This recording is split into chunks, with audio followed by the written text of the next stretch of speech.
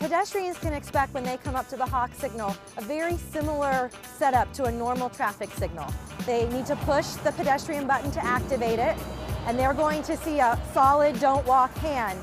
And when that turns to walk, they'll know that it's their time to be able to proceed across the intersection, and they should carefully go out into traffic looking for oncoming vehicles when the walk signal comes on. And then it will go to the flashing red hand, the don't walk hand. They should complete their crossing, but not start a crossing at that time.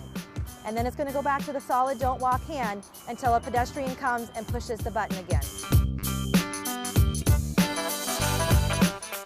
Although the hawk beacon signal is very similar from a pedestrian perspective to normal traffic signals, the motorists are going to see very different situation. First of all, it starts out dark, and so there's nothing going on until a pedestrian presses the button.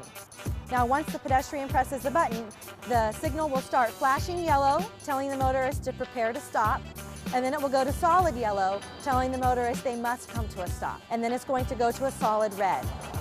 Once the solid red is finished, that's the walk time for the pedestrian, it's going to toggle red back and forth.